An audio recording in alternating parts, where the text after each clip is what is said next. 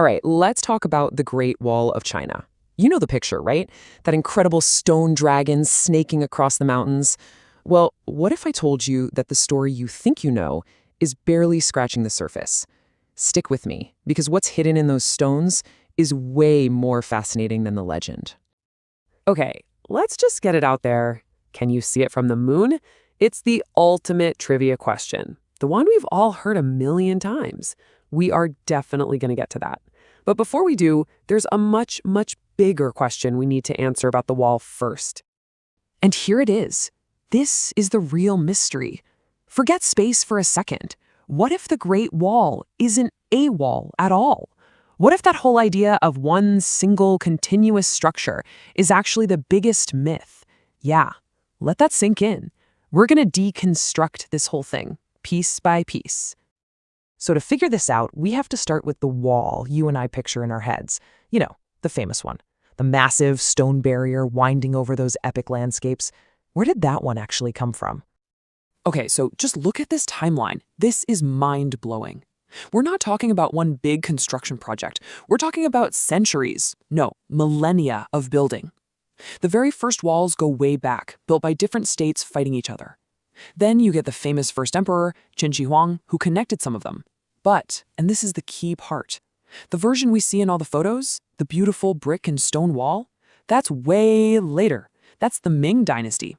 And this really shows you what I'm talking about. The first walls were, practical. They were made of what was around, rammed earth, which is basically just packed down dirt and wood. Super clever, and it worked. But the Ming Dynasty, whoa, they went next level. We're talking brick, stone, a much stronger, more permanent, and frankly, more impressive structure.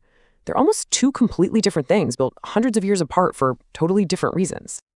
And get this, it wasn't just a big keep out sign. It was way smarter than that. Think of it more like a massive multi-tool for running an empire. It was a border control point, yeah, but also a customs office for taxing goods on the Silk Road. And those watchtowers, they were like an ancient internet, a communication highway, using smoke signals to send messages at incredible speeds. It was a true piece of infrastructure. Okay, so quick recap. Not built at once, had a bunch of different jobs. Got it. But this is where the story takes a turn. Because when you start looking at the physical wall itself, at what archaeologists are finding right now, things get really weird. I love this. Archaeologists are finding these little inscriptions, basically ancient graffiti carved into the bricks. These aren't official markings. They're the names, the poems, the doodles of the actual soldiers and laborers who lived and worked there. It's like a little message in a bottle from centuries ago, a tiny human connection to the millions of people who built this thing. And then there are the secret tunnels. I mean, come on, how cool is that? We're not just talking about gates. We're talking hidden passageways designed for ambushes, for sneaking troops from one place to another. It proves the wall wasn't just a static barrier. It was a living, breathing, and sometimes sneaky piece of military hardware. This is what really messes with your head. For something that's supposed to be a great wall, there are all these weird, unexplained gaps, sections that just end in the middle of nowhere. It totally shatters that idea of a perfect, continuous line. And it leaves you wondering, were these accidents? Or were they put there on purpose? What were they thinking? All right, so we've got different walls from different times. We've got secret tunnels. We've got mysterious gaps. What is going on here? Well, this is it. This is the moment where we put all those puzzle pieces together and see the real picture. And here is the big reveal. The Great Wall is not a wall. It's a system. A massive, sprawling defensive system. It's a collection of walls, sure, but also barracks, watchtowers, fortresses, trenches. It even uses mountains and rivers as part of its defense.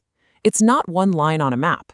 It's an entire defensive zone, layers deep. So when you add it all up, every single piece of that system, from every dynasty, every trench, every fort, you get this. Over 21,000 kilometers.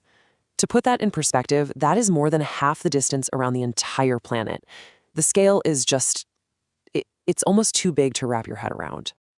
And the legend of its sheer size has been around forever. Back in the 1500s, this Spanish bishop, a guy who'd never even been to China, heard stories and called it a superbious and mighty work. It just goes to show you, the idea of the Great Wall has always been just as massive as the real thing. Okay, so now that we know what we're actually talking about, a huge system, not one continuous wall, we can finally go back to that big question we started with. So, can you see it from the moon? The answer is a big, fat no. Not a chance. Here's an amazing way to think about it. Trying to see the wall from the moon is like trying to see a single human hair from 2 miles away. It's just not possible. In fact, even from much closer, in low Earth orbit, astronauts say it's incredibly hard to spot and no more visible than a highway. So yeah, myth busted. But the story doesn't end with a myth bust. Because after surviving for thousands of years, this incredible wonder of the world is now in real trouble. I mean, just look at these numbers. And remember, this is only for the most famous part, the Ming Dynasty wall. 22% is just gone, vanished. Another 50% is in terrible shape. Do the math. That's almost 3/4 of the wall we all picture either crumbling away or completely disappeared. And the reasons why are, well, they're kind of heartbreaking. You've got natural threats, like sandstorms literally grinding it down to nothing. But then you have the human element. People have carted off stones to build their houses for years. And just recently, this is unbelievable, some construction workers literally just bulldozed a hole right through it to make a shortcut. A shortcut.